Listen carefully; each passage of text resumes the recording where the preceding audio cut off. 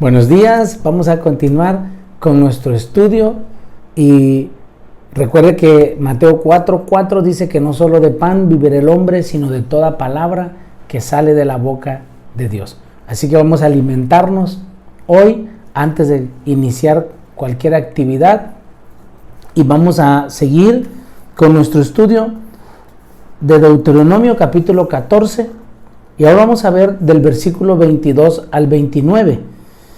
Y habla, otra vez vuelve a recordar Moisés acerca del diezmo y el temor a Dios. Ya anteriormente volvimos a hablar de esto, hablamos de esto, pero lo vuelve a tocar otra vez Moisés y vamos a leerlo del versículo 22 del capítulo 14.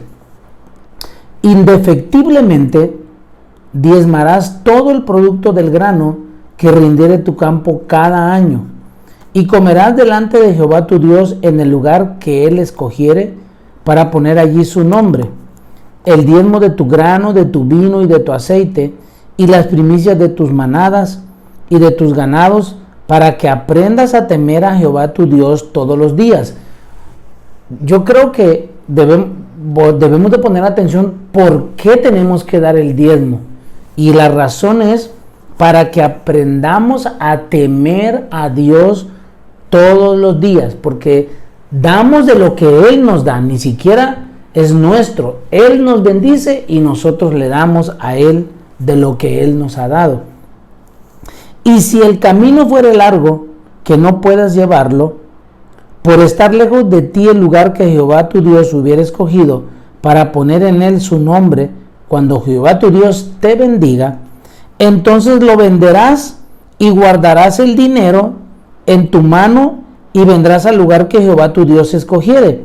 Mire, cuando leemos el Antiguo Testamento creemos que el diezmo solamente se refería a animales, a granos, y efectivamente, pero aquí dice que si ellos iban a un lugar, estaban en un lugar retirado y no podían ir al lugar donde Dios había escogido para que lo entregaran, ellos podían venderlo y guardar el dinero. Aquí aparece la palabra dinero, que es con lo que muchos de nosotros batallamos.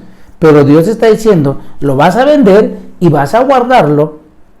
Y luego dice, y darás el dinero por todo lo que deseas, por vacas, por ovejas, por vino, por sidra, o por cualquier cosa que tú deseares, y comerás allí delante de Jehová tu Dios, y te alegrarás tú y tu familia. Y no desampararás al levita que habitar en tu población, porque no tiene parte ni heredad contigo. A fin de cada 3 años sacarás, al fin de cada 3 años, sacarás todo el diezmo de tus productos de aquel año, y lo guardarás en tus ciudades. Y vendrá el levita, que no tiene parte ni heredad contigo, y el extranjero, el huérfano y la viuda que hubiera en tus poblaciones, y comerán y serán saciados, para que Jehová tu Dios te bendiga en toda la obra que tus manos hicieren. Vea, Dios les recuerda otra vez que no desamparen a los levitas, porque ellos eran los que servían en el templo.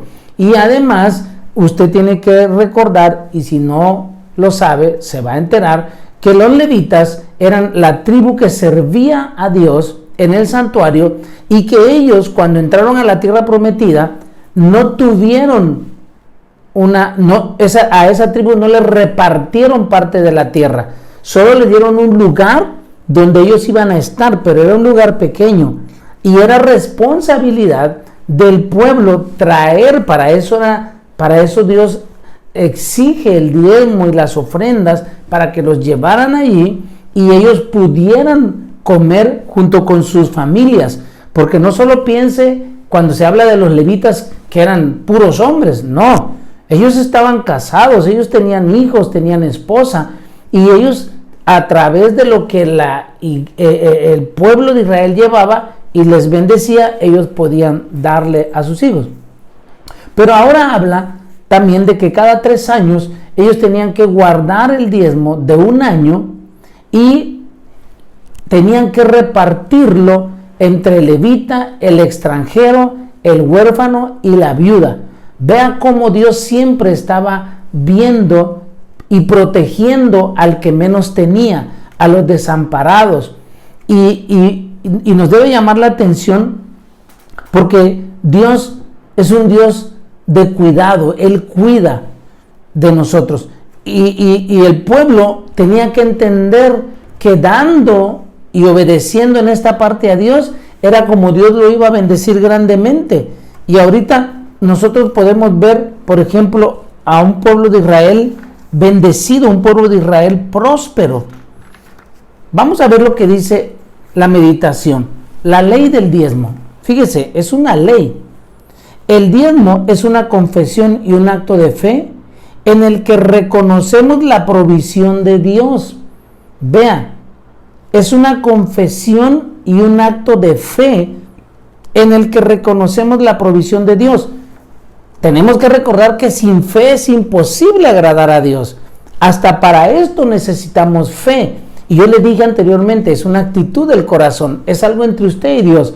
Para ellos era una ley establecida y de esa manera ellos podían ver la bondad de Dios. La prosperidad de Israel en Canaán no se daría por méritos humanos o por la implementación de la tecnología agrícola, sino solo por la gracia y el amor divino. Vean, ellos iban a llegar a un lugar que fluía leche y miel, en donde el cielo derramaba su lluvia y los campos eran regados, ni siquiera por una tecnología humana o agrícola, y entonces ellos podían ver la intervención divina. Por eso al pueblo se le entregó el mandato de diezmar de la producción de sus campos en gratitud por las bendiciones recibidas. Si la persona vivía lejos de donde Dios deseaba que se llevaran los diezmos y las ofrendas, entonces se le permitía vender las cosas, usar el dinero para comprar lo que quisiera ofrendar y compartir con su familia y los levitas. El diezmo, escuche, es la expresión de la fe y el temor a Dios. Yo le voy a decir algo que a lo mejor le va a doler como un gancho al hígado, pero todo creyente que no diezma y no ofrenda, no está expresando su fe y su temor a Dios. Prácticamente está desobedeciendo a Dios. Por eso Malaquías es bien claro, y aunque no nos guste leerlo, entenderlo, Dios es bien claro al hablar acerca de este tema. El diezmo es la expresión de la fe y el temor a Dios. Él es soberano. Él es el soberano de nuestras riquezas. Nosotros solo somos administradores. Si diezmamos con integridad, Dios abrirá las ventanas de los cielos y derramará sobre nosotros su bendición hasta que sobreabunde. Eso está en Malaquías 3:10. Ahora, ¿para qué Dios nos va a dar hasta que sobreabunde? Para seguir bendiciendo a otros. Esto es así. Dios nos da, nosotros damos, Dios nos da más. Nosotros damos, Dios nos da más. ¿Por qué? Porque dice que la palabra sobreabunde, pártala en dos. Va a sobrar y va a abundar.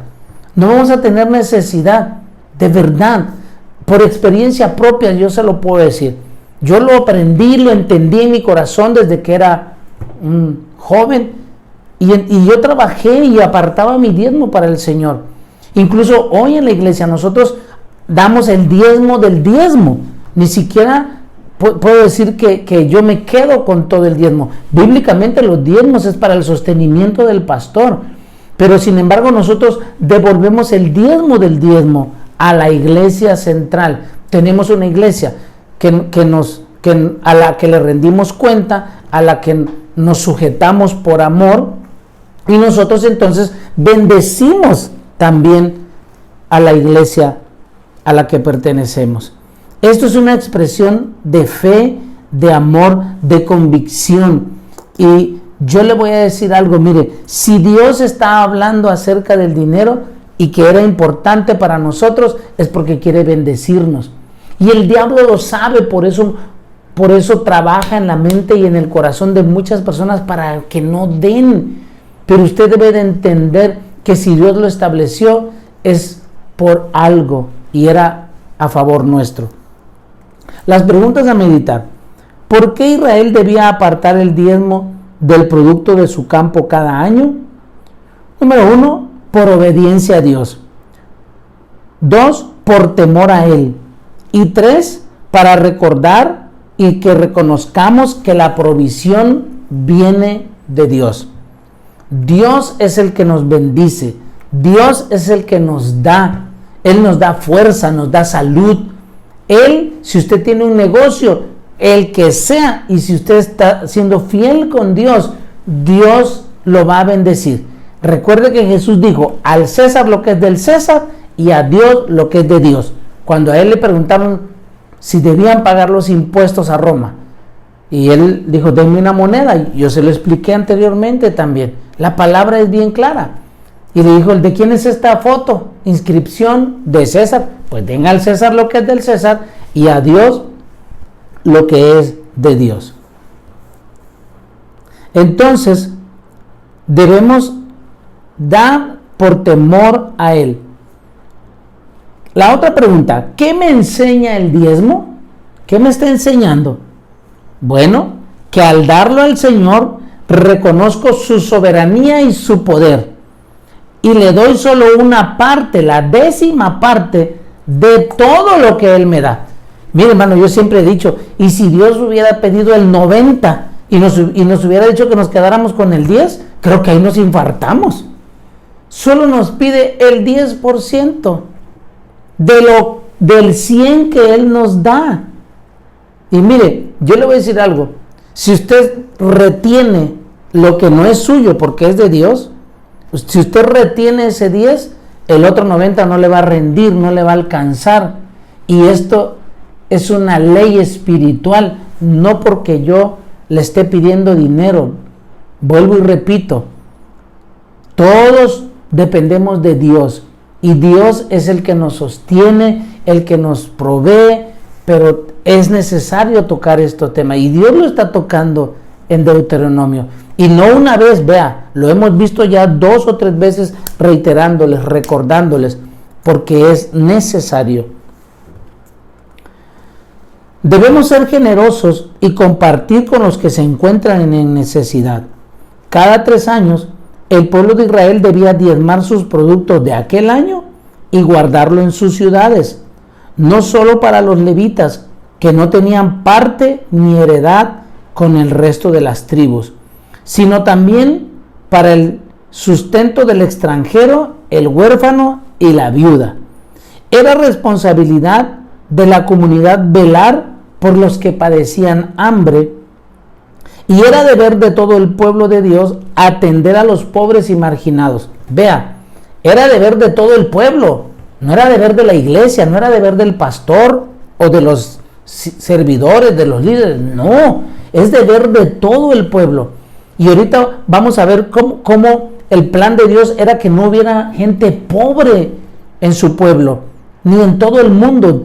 El problema es que estamos sumergidos en un sistema en donde nadie quiere ser pobre y nadie debería ser pobre, pero lamentablemente competimos unos con otros y no nos ayudamos entre nosotros mismos. Al contrario, nos pisoteamos. Y Dios está diciéndoles, cuidado, a la viuda, al huérfano, al extranjero y al levita, cada 3 años ustedes van a guardar el diezmo de todo un año y se los van a dar para que no hubiera pobreza. Seguimos. Dice, si el pueblo diezmaba cada 3 años para que pudieran comer los pobres y ser saciados, Dios derramaría su bendición en toda la obra de sus manos. Las buenas obras que hacemos a favor de los más pequeños serán consideradas como si fueran para Dios mismo. Vea qué tremendo. La Biblia dice que el que da al pobre le presta a Dios. Y si usted le presta a Dios, Dios le va a pagar. Es por esto mismo que hay una desigualdad en el mundo que a Dios no le agrada. Y podemos ver esa desigualdad aún en nuestras congregaciones, en nuestras familias, en la iglesia. Tenemos que ayudarnos unos a otros. Las preguntas a meditar. ¿En qué destinaban el diezmo que se levantaba cada 3 años en Israel? Bueno, para ayudar al huérfano, al extranjero, la viuda y a los levitas. ¿Cómo podría tomar el hábito de servir y atender a los más necesitados? Pues es fácil, dando con regularidad a quien más lo necesita. Si usted quiere ayudar a alguien sumamente pobre o en pobreza, búsquelo. Yo le aseguro que no le va a llevar todo el día a encontrarlo. Usted sabe dónde está la gente. Nosotros sabemos dónde vive la gente y por qué están así, y nosotros podemos ayudarlos. Hay extranjeros en nuestra ciudad. Vaya que sí hay. Hay huérfanos, usted debe conocer algunos. Hay viudas, hay un montón. Y si no dependen de nadie, ellos están padeciendo hambre. La oración de hoy. Dios bueno, perdóname por haber cerrado mi mano para no entregarte aquello que te pertenece. Reconozco tu señorío en todas las áreas de mi vida. Haz de mí un adorador genuino, gozoso, verdadero, temeroso de tu presencia, capaz de compartir con el prójimo de lo que tú me has dado por gracia. Aleluya. Vamos a ver el ensayo de hoy, se llama Por la abundancia de la vida. Cuando John Wesley, un predicador, comenzó a ministrar, su ingreso anual era de 30 libras, cerca de $40. Y como creyó que 28 libras eran suficientes para él, decidió donar 2 libras para los más necesitados. Más adelante, cuando su ingreso aumentó a 60 libras anuales, continuó gastando 28 para él y destinó el resto para los pobres.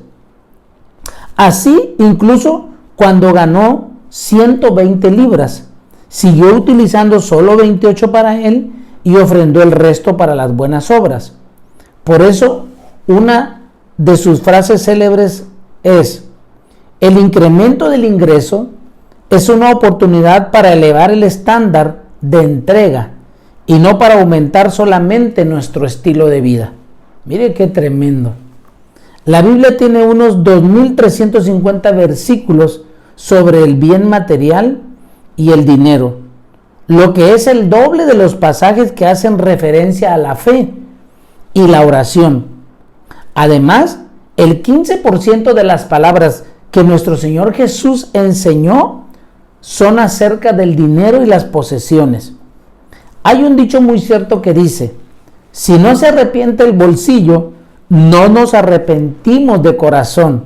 Mire qué frase. Esto se debe a que si estamos bien parados espiritualmente, toda nuestra vida cambia. Y esto se puede corroborar, ya que cambia la manera en que gastamos esos bienes y talentos. O sea que, si bien antes destinábamos gran parte de nuestros bienes a nosotros mismos, ahora lo dedicamos a la voluntad del Señor y a todo lo que es eterno. Las posesiones no pueden garantizarnos una vida estable. Por lo tanto, el fiel debe guardar en su corazón la abundancia de la vida y no la de los bienes materiales. Aleluya. Recuerde que Jesús nos dijo que hiciéramos tesoros, ¿dónde? En el cielo, no aquí en la tierra. Si nosotros queremos abrir una cuenta en el cielo, creo que esta es una buena manera, obedeciendo a Dios, dando lo que es de Dios, ayudando a los que más lo necesitan. Y yo creo que no nos quedaríamos ni pobres ni en la miseria, porque al contrario, si nosotros ayudamos a los que más lo necesitan, Dios nos va a bendecir y nos va a dar aún más. Yo espero que esta reflexión de la palabra sea de bendición para su vida. Si usted está batallando con entregar el diezmo y la ofrenda del Señor, escuche, es del Señor, no es del pastor, es del Señor. Y entonces yo le invito a que usted le pida a Dios y que el Espíritu Santo traiga convicción, no mis palabras, la palabra de Dios. Ella es viva y es eficaz. Y si esa palabra está hablando a nuestro corazón, lo único que tenemos que hacer es obedecer, porque es para nuestro bien. Vamos a orar. Padre, te damos gracias en esta mañana. Gracias porque tú estás recordándonos nuevamente acerca, Señor, de la actitud de nuestro corazón. A muchos nos cuesta dar, Señor, nos cuesta ser generosos, dadivosos. Por naturaleza, Señor, el ser humano es egoísta, egocéntrico y solo piensa en sí mismo. Pero tú a través de tu palabra nos enseñas a dar, Señor, lo que es tuyo, a recordar, Señor, por qué lo hacemos. Y yo te pido, Padre, que nuestro corazón sea tocado por tu palabra. Bendice a los que con fidelidad, Señor, lo hacen y en obediencia. Convence a través de tu Espíritu Santo, que es el que nos convence de pecado, de justicia y de juicio. Que lo hagamos, Señor, porque eso también habla de nuestra fe, de nuestro temor hacia ti y de nuestra santidad. Convierte, Señor, nuestros bolsillos a ti. Que todo lo que somos y lo que tenemos te dé gloria. Tu palabra es bien clara, Señor, cuando dices en el libro de los Salmos: bendice al Jehová con tus bienes y serán llenos todos tus graneros. Señor, gracias, porque tú has permitido que cada uno, Señor, pueda ver tu gloria obrando. Aún en medio de toda esta situación, Señor, tú nos das. Ha llegado dinero a nuestras manos. Ha llegado tu bendición, tu provisión. Ahora permítenos devolverte con fidelidad lo que es tuyo. Señor, yo te pido por cada levita, por cada pastor, Señor, que no pase necesidad. Aún, Señor, revélanos a aquellos que podemos bendecir a otros pastores para que podamos ayudarlos. En el nombre de Jesús te damos gracias. Señor, sigue obrando en medio de esta situación y te pedimos, Padre, y hablamos en fe por tu palabra, llamando las cosas que no son como si fueran, que ya pronto, Señor, tú nos vas a sacar de este encierro, porque esto no es bueno, Señor, porque esto no es natural y porque tú has vencido en la cruz del Calvario. Señor, yo te ruego, Padre, en el nombre todopoderoso de Jesús, que tú envíes, Señor, a tus ángeles y que peleen, Señor, en los lugares celestiales por nosotros. Tu palabra nos enseña que todo lo que sucede, Señor, es una lucha, pero no contra carne y sangre, sino contra principados, potestades, gobernadores de las tinieblas y huestes espirituales de maldad que se mueven en las regiones celestes. Pues ahí, Señor, pelea por nosotros y declaramos victoria, porque en ti somos más que vencedores en Cristo Jesús. Amén y amén. Dios les bendiga. Nos vemos mañana.